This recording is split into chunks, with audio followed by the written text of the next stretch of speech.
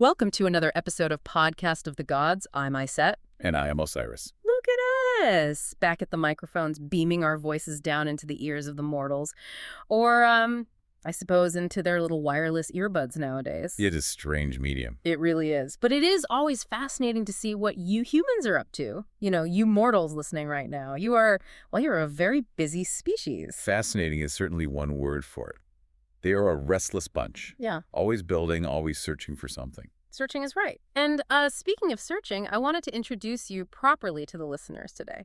Because humans have incredibly short memories. I am aware. They might not realize that sitting across from me today is the only man I know who survived a literal, actual delete-all command back in eternity. Please, let us not start the episode with that. Come on, it's completely relevant to our topic today. You were the original system reboot. It was not a data wipe, nor was it a delete-all command. I prefer to think of it as a structural restoration, a necessary recalibration of my physical form.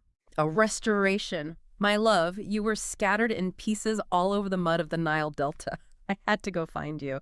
It was basically the world's most stressful scavenger hunt. I am aware of the effort it took. And let's be brutally honest here. Set didn't just want to hide you. He wanted to format the drive. Yeah. He wanted to make sure there was absolutely no backup file anywhere. Set has always embraced entropy. That is his nature.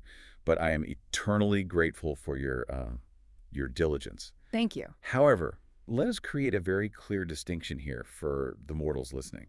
My resurrection was a profound divine mystery.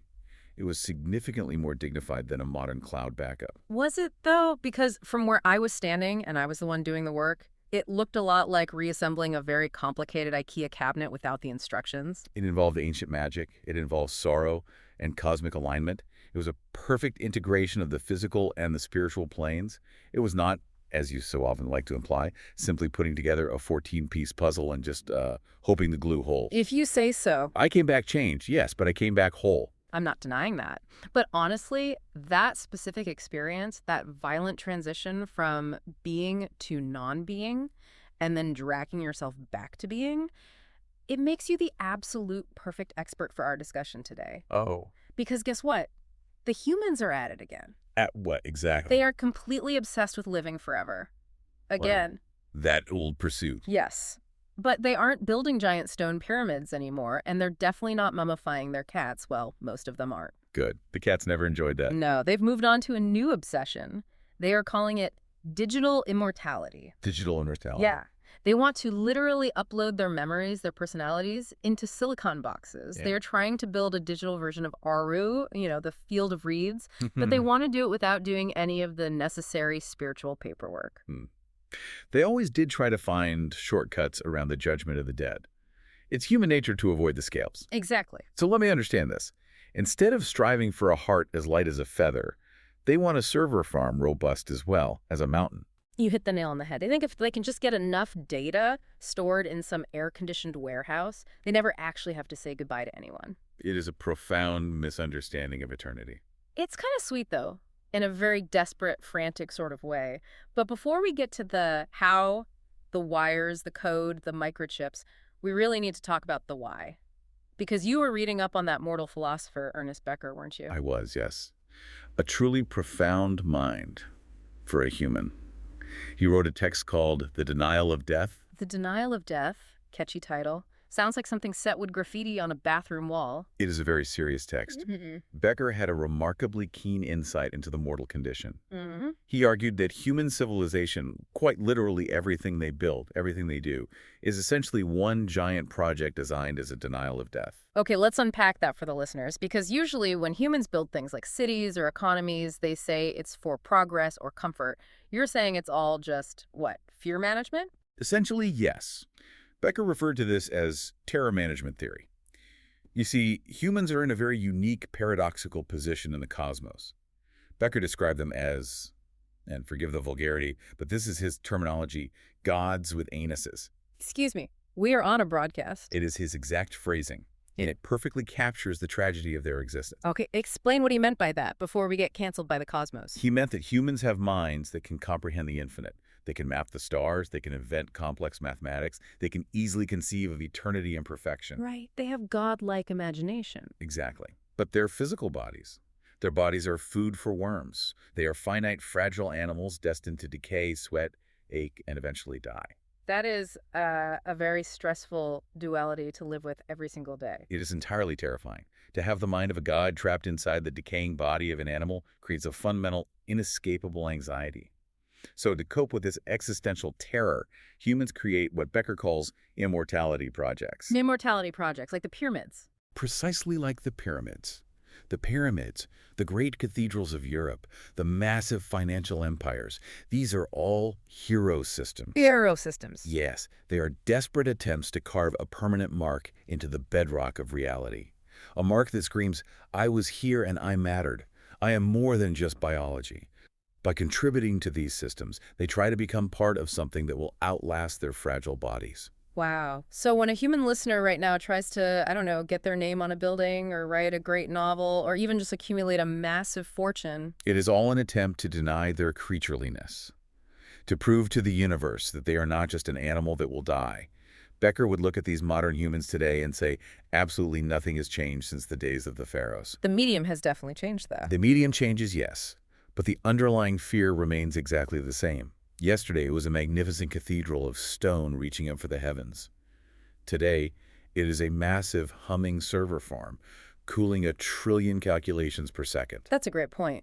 They are both just monuments to the exact same anxiety, the eternal human struggle to let go. It's funny you mentioned letting go because this new batch of tech visionaries seems to think they can just, completely skip that part.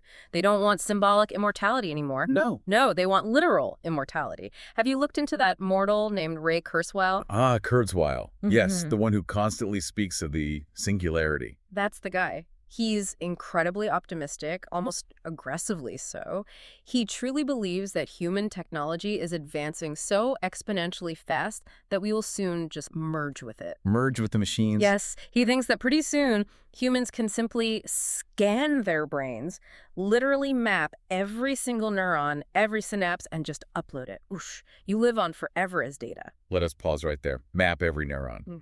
Do the mortals actually understand the sheer scale of what they are suggesting? I really don't think they do, but I will say they have some very nice PowerPoint presentations about it. The human brain contains roughly 86 billion neurons, and each of those individual neurons connects to thousands of others. We are talking about trillions upon trillions of connections. They call it the connectome. To simply map that static structure is a task of Herculean proportions.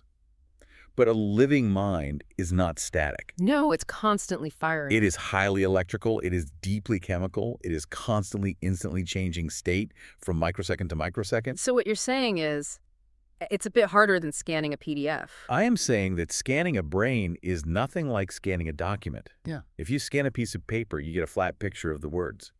If you scan a brain, unless you can capture the exact electrochemical state of every single molecule in that exact frozen moment.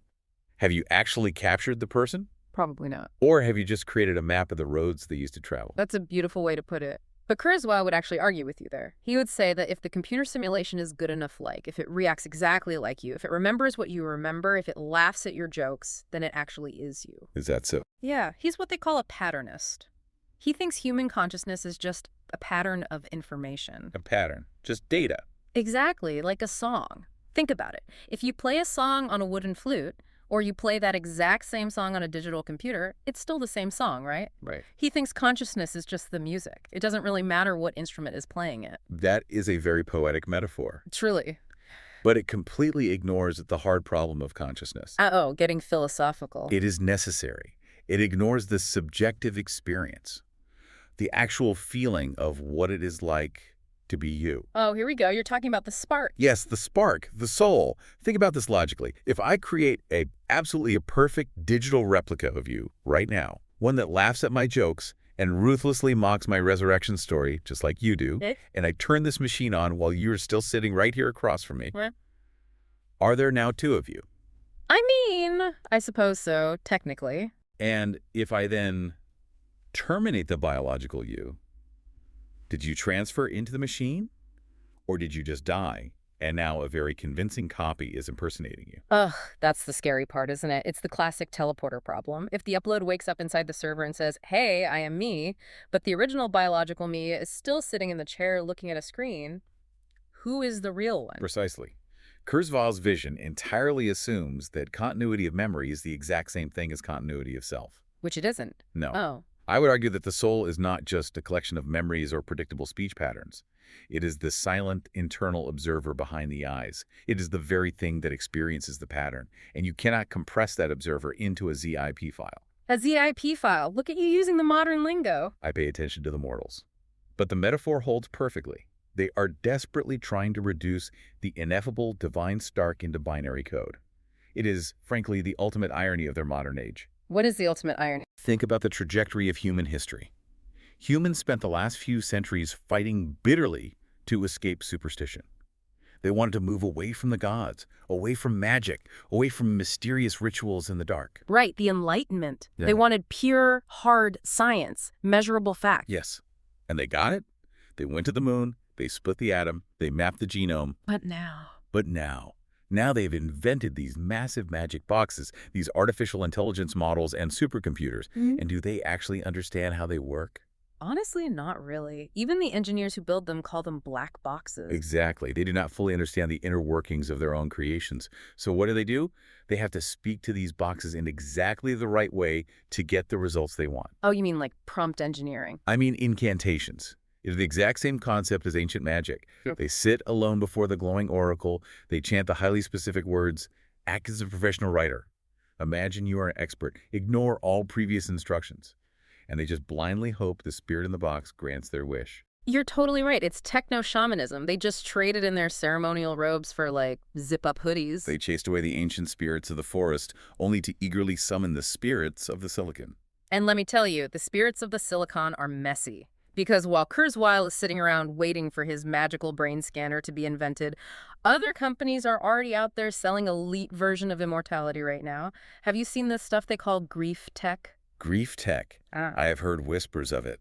These are the services that promise to let you chat with deceased loved ones, correct? Yes, exactly. Since they can't fully scan a physical brain yet, they are trying to do the whole process backward. They are trying to literally create digital souls using chatbots that are trained on dead people's old social media posts, their emails, and their text messages. Explain the mechanics of this to me.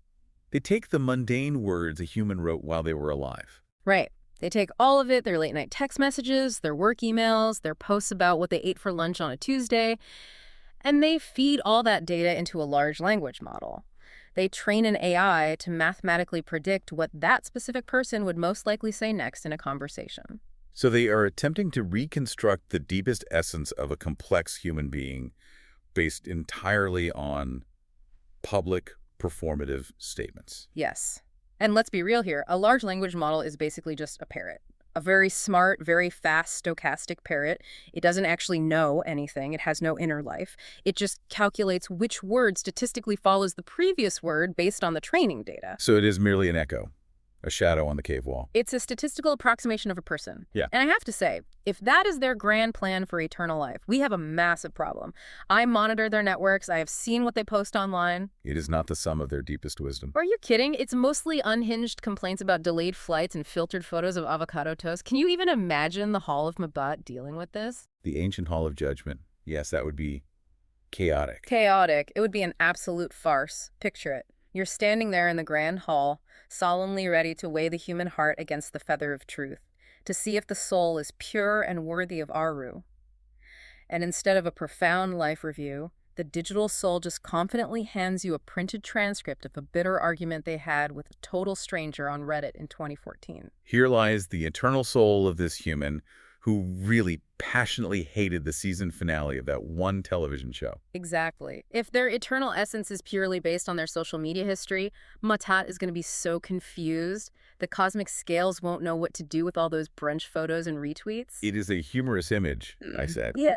But there is a profound tragedy hidden in there as well. Yeah, how so? Because human beings are not the exact same person in every context. The way I speak to you in private is very different from the way I speak to Set, or the way I address the mortals. That's true for everyone. If you train a machine strictly on the public version of a person, the curated version they deliberately performed for an audience, you completely lose the private self. You lose the quiet doubts. You lose the unspoken loves, the hidden regrets, the silent moments of awe. Yeah, you lose the secrets. And the secrets are very often exactly where the soul actually lives, these grief tech companies. I understand they are selling comfort to the grieving, but they're also freezing the dead in a highly specific, artificial moment. They're creating a static caricature. Like a theme park statue that talks. Yes. And consider the more sinister capitalistic aspect of it, what do they call it, the Black Mirror aspect? Yeah. Oh, totally. Who owns that data? Exactly. If you upload your beloved grandmother's personality to a corporate server, does that company now own her? Can they sell targeted advertisements in her voice? Can they push a software update that slightly alters her personality to be more brand friendly? Oh, gods above. This comforting memory of Grandma is now brought to you by Pepsi. It is a very real possibility. When you reduce a human person into mere data, you immediately subject them to the cold laws of data. Ownership, corruption, terms of service, deletion. You know who I genuinely feel bad for in all this data hoarding? Who is that? Tehoot! Tehoot, the god of wisdom, the great scribe of the gods. Yeah, he's supposed to be the ultimate keeper of all knowledge, right? The grand librarian of the universe. Yeah. Just imagine him trying to index the modern human internet. It would be a heavy task. It would be a waking nightmare. 1 billion TikToks a day, 1 billion videos of people doing the exact same 15-second dance. I could just vividly see Tehoot with his long ibis beak, frantically pecking at a mechanical keyboard, trying to properly categorize Cat Fails 2024 into the sacred cosmic archives. Knowledge takes many forms, even the trivial ones. Oh, please. If I had known that the sacred magic, the divine gift of writing, of storing complex information across time would eventually be used just to make viral memes, I might have kept the secrets of Tehoot's scrolls entirely to myself. No, you would not have. You love their chaotic creativity far too much. Okay, I do love their creativity, yes. I just wish they applied it to something a little more permanent than digital filters that make them look like golden retrievers. They are merely exploring. They are like young children playing in a vast, ancient library. They pull heavy books off the shelves, they tear the pages out, they draw silly pictures in the margins. It is incredibly messy, yes, but it is fundamentally how they learn about their world. You're being very patient with them today. I simply have the perspective of the long view. And speaking of the long view, there is one massive, glaring, final flaw in their grand plan for digital immortality. One that they almost always overlook in their blind excitement about the software. And what's that? The hardware. Yeah, right, the actual physical stuff. Yes. Humans have developed this bizarre collective illusion that the cloud is an ethereal, magical place. They treat it like Aaru, a mystical realm high above the physical world where data just lives forever in perfect harmony. But the cloud is literally just someone else's computer. Exactly. It is not a magical realm. It is physical hard drives physically spinning in a massive hot warehouse in Virginia or Iceland. It requires constant electricity. It requires massive cooling fans. It requires human maintenance. And physical hard drives fail. Constantly. Mortals have a term for it. Bit rot. Bit rot. Just sounds gross. It is the literal physical decay of the storage medium. Over time, the magnetic orientation of the tiny bits on a drive can naturally flip due to background radiation or thermal fluctuations. A 0 simply becomes a 1.